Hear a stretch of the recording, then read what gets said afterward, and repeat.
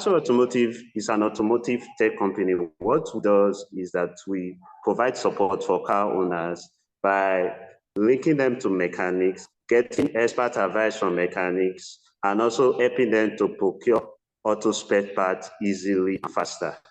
Now, the good thing about us is that our service is warranty.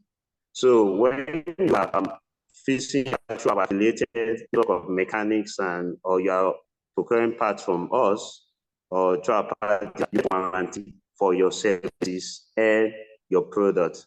Now, we don't stop there. We go into diagnostics. Now, this is Asoro Automotive GOBD. It's on my page. Now, what this is an automotive scanner, a diagnostic scanner that is used to scan fault code from cars. So with this, you start into your OBD port and you're able to generate fault code. Anytime you see check engine light or warning light on your dashboard, and with that, you can go to our platform. Here we have online mechanic expert available 24/7. Here you can either chat them, call them, either voice call, video call, and you get response and recommendation on what to do. And I can also link you to the best mechanics suitable for the job closest to you. So currently we have mechanics affiliated over 100 in 26 states of the country, where you can have your job done and you are having warranty for those services. And for all our services, we usually have a total of about 3,000 users average monthly. So, and we have been able to raise a lot of income. This year, we have raised over up to 5 million naira in terms of revenue. So basically, Asoro Automotive is consists of a team which myself, the CEO, I'm a mechanical engineer with a specialty in maintenance engineering, and I'm automotive technician with 7 years experience, and also on a auto workshop and mobile mechanic service in Bini. We also have other mechanic and our CTO is a tech guy. Then on our team of online expert mechanics, we have several mechanics which we onboard that are in different specialties. There are different brands of, so we have a lot of all these specialties all come together. And so when we have such call, we automatically schedule you to the next specialty. For the chat, it's live, you can easily get it. But for the video call, we schedule you within 5 minutes to maximum 1 hour with our expert. The process, our services is 24/7, 24 hours, 7 days in a week. I think. Okay. All right. Yeah. Thank you. Yeah. I think your time is up. That's why you heard the alarm there.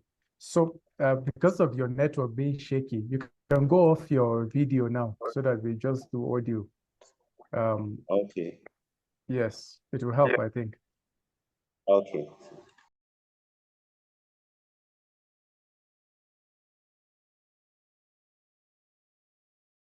So my first question is the device that you just showed now. I didn't get your explanation regarding how it works together with your general business, because what I hear is that I think your business is like a platform that helps people find the nearest auto mechanic or even spare parts and etc., right? Yes. Why unlike our other competitors who just does that, we go ahead to do support, automotive support. So your diagnostics starts right before you get to the workshop. So we have expert mechanics that you can send videos, tell details of the fault, and they give you recommendation, and it makes it easier and faster. So that's where this device comes in. This device is an handy device that we recommend to our users to use so that we can generate fault code and know the fault, and easily they can have more efficient quality repair and at faster time. So that's what the device is all about. Okay, so you sell this device also to your users? Yes, you say yes. Okay, but without this device, will they still be able to access the service that your platform offers? Yes, you can access without this device. Okay, it's just that this one makes it better. Yes. Yeah. Okay, I get it now. Okay, Mr. Henry, Mr. Kule.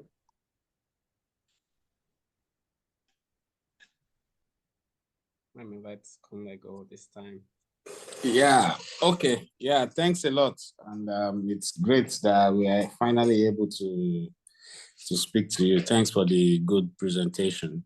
The question I have, this device that you sell, how does it work? You know, normally you have all these devices that manufacturers produce that when you want, when there's a plug in your car that you plug the device to, and it gives you the code and everything so you can sort out problems easily.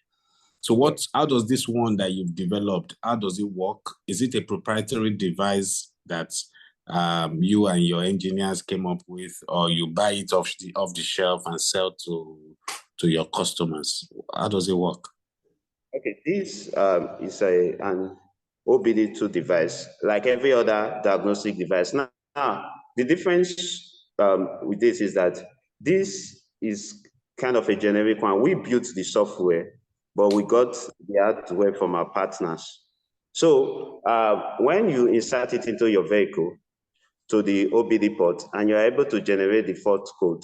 Now, we at the back end, we at Asoro Automotive, we are able to see this fault code and able to advise you based on the results that you have. Since it's our software, we develop it. So we know what is the situation of the vehicle, or have more information on the condition of the vehicle, and can give you further recommendation and link you up to affiliated mechanics if you desire. Okay. But you know, normally, even with equipment like this, based on my own experience, the more sophisticated the car is, the more sophisticated the diagnostic tool that you use. So there are some diagnostic tools that will not work on certain cars. So this one that you have, it works with all cars, or there are specific models or types of cars that it can work with? Okay, first to clarify that there are diagnostic tools that are called generic. Generic, in fact, all cars comes with the generic OBD protocol. Then more sophisticated can have extra features to the generic. Now, this is a generic diagnostic tool that can read all generic faults, meaning it can work for all cars, for all generic fault codes. Now, for more complex fault codes like the EOBD and other user-specific fault codes, for those, like I said, we are affiliated with, because the price of those are very expensive. They are not something we can mass produce for our users. But with the generic fault code, you can have enough hints to be able to predict the likely cause of the fault. Now, those more sophisticated fault codes are not basically to get an idea of what the fault is, but it's to get information needed when performing repairs. I don't know if you get. Yes. Okay. Yeah, it's fine. So for you now, the money you make, you require car owners to subscribe to your platform.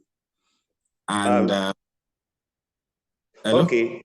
Yeah. Yes, we have different plans. Like the live chat is a freemium plan. It's a free plan that we use to convert our users to the paid, either one time or subscription.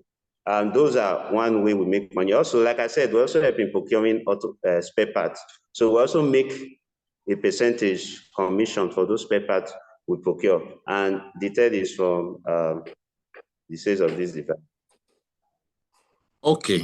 Is it, there's something I'm saying, I don't know if it's correct, that so far this year, the business has made a loss of 2 million naira. No, is that correct? Not loss. It was an error. We sent the corrected slides. I think you are having the previous slide with an error. I fixed it up. It was supposed to be a profit.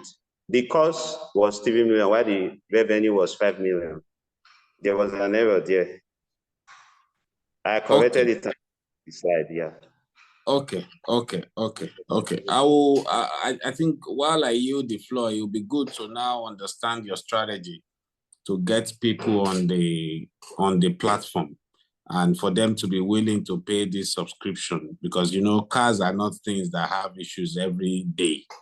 So what is in it for somebody paying a subscription for something that may never happen, even though they may already have insurance and so many other things to cover unforeseen losses. So what benefits does this product bring to them to warrant them to pay the subscription? Okay, first of all, there are a lot of cases that, like I said, we have both the one-time and the premium services. Now, the premium is, sorry, and the subscription service. The subscription is far cheaper but why a lot of users? Because, like I said, we use our freemium, which is the live chat to attract them. So, in a case where we have some situation where we tell you, okay, can we turn on a video call so that you can display some of the condition of the vehicle? Some of the users would want to show us such, and they will have to put into the premium feature. So because of the premium feature that deals with live video call with the expert, and most times some users, they are not close to their home or in emergency or in place far home, and they can't get a mechanic. So they want to use those premium features to get their car free. So they subscribe. And also not just for that, for information about your car. A lot of time, warning lights, different signs, symptoms, or may just pop up. Not necessarily that your car is faulty, but it brings your curiosity if you are someone that wants to maintain your car very well. So you will see someone that you can chat on, call, and reach out to every time, and your car is well maintained. Okay, so I will yield the floor to my colleague, Mr. Obuago, to maybe ask his question. Thank you, Kunle. Those are all valid questions that I would also be thinking about myself. But what I wanted to also understand, Osa, is this product is, so you have two things going for you right now, right? So you have this product and you also have a marketplace. Am I getting that right? Yes. Yeah. Okay. So you're selling this product, but you're also looking to get people in your marketplace to subscribe, to be able to find, automotive parts and all of that. Yes. One feedback I have is it's always challenging to do many things at the same time. And so I would advise that I always advise that Yes. you have to, as an entrepreneur launching something, starting a company, it's always easy to have a very strong focus on one thing. Start with that one thing, prove it. Maybe it's this product, because I think you've talked about the product a lot, and hardware is always is not always easy to kind of get to profit because of the capital intensivity of financing the process of producing it, right? But as you said, you have partners that help you get the hardware, and then you work on the software. So I think this software might be what you should be going after, in my opinion. And leave the marketplace. Marketplace is a lot of headaches. Marketplace, you're going after users, you're going after providers. Do you think you can do all that at the same time and also selling this product at the same time to people? So that's where my concern is. So if I'm giving any feedback, that's what I would say. Just think about it. And I'm not saying change your strategy right now, but I'm just giving it as a feedback. The other thing I would say is I've seen a lot of slides that have profitability, and you guys are all very at the early stage of building your companies. I don't know how you are coming up with those numbers. I don't think there's anything wrong with not being profitable at a very early stage of doing business. Because at the early stage, you're spending a lot of money. You're investing, right? and Yes. you're acquiring customers, and by the time you kind of match what you're spending with what you're making, most times you might not be profitable. I'm not saying you can be profitable. I talk to founders a lot. I see founders that are already making money, they are profitable, but most times the margins of that profitability and the cost are very thin when they exist. So don't always feel like when you're presenting, you have to show that you're making money. Just try as much as you can to be honest about what's happening, right? And so that's another feedback. And then for this product, I think, as Kunle said, this is you have to really think about the cost of, the price that you're asking people to pay to be able to use a product that has people don't use all the time to be able to come to that place. But anyway, I don't want to take all the time, but my question to you is, did you look at the market to see if there are other products in the market, like marketplaces right now? Maybe your software and your hardware is unique, but the marketplace, what have you found? Have you found any product that's out there that people are using right now? What is the competitive landscape like? If you have any information on that, I'm curious. Okay, now for the product, a lot of similar products are in the market. Now, the difference is ours is built specifically for car owners. Okay. Talking about the software and everything, unlike the others, they are built for technicians, auto technicians, because at the end of the day, ours comes with both the life support.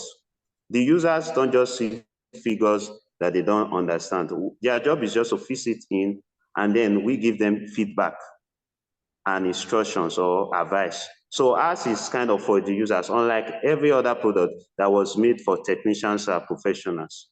So that's the unique difference. Okay. And what's the customer like right now for this product? Customers are car drivers, car owners, basically. But like, what's the numbers right now? Do you have numbers around how many customers you have so far? Okay, that have bought our device. Yeah. Okay, currently we have sold about 25 devices. Okay. Yeah. To 25 customers. Yes, that's 15,000 per one product, the 25. Okay. And who built the software behind this? Is this you and your team? Did you outsource Yes, it to? my team built it. Built it, and then you got the product, the hardware, you said, from your partners. Yes. Okay. All right, that's all I have, Abelo. Sorry. Okay, sir. Thank you. All right. Thank you, OSASUMWEN.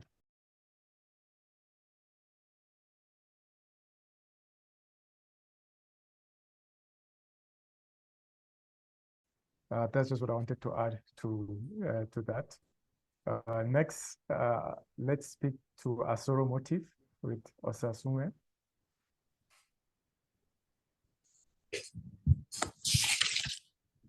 So anyone can go first. Mr. Henry, Mr. Kunle Media.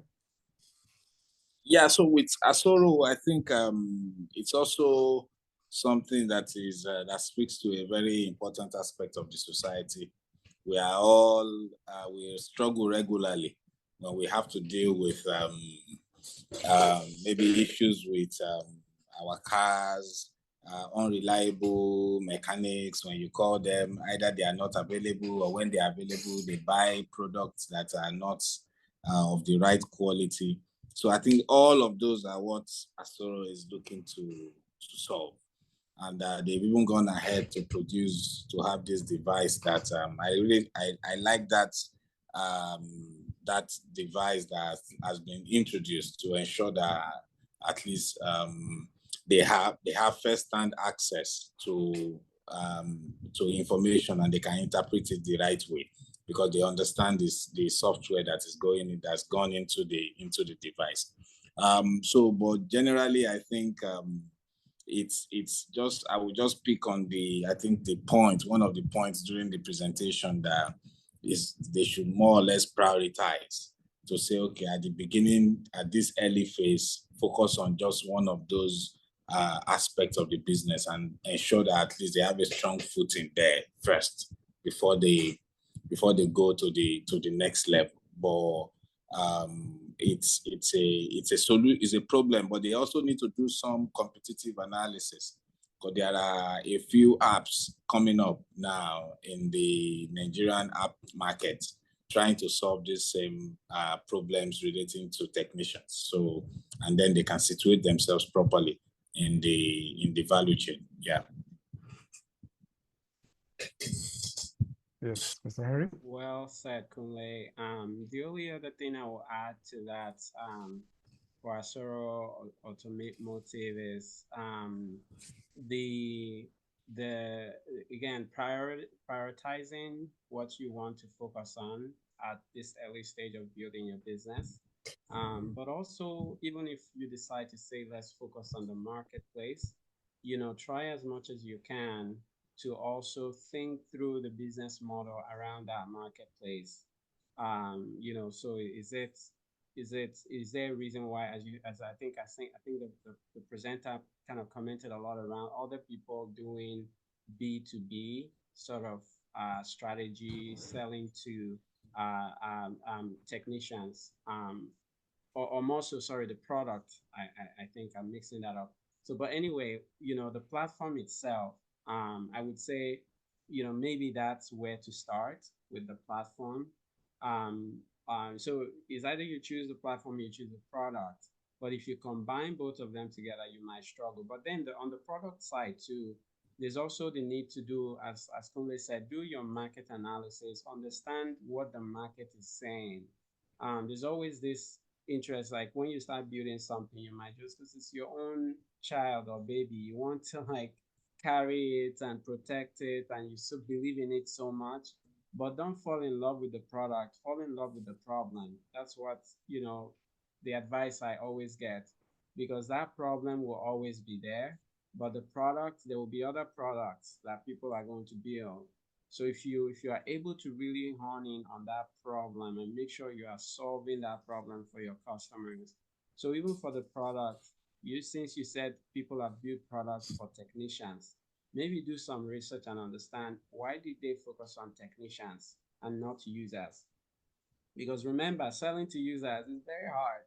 So you have to go through a lot of, customer behavior change and all that. So make sure that you're not trying to do something because you want to do something different from what others are doing, but try as much as you can that you're focusing on the problem, right? Do market research, ask questions, and understand where are people struggling, and then take that feedback into building the product.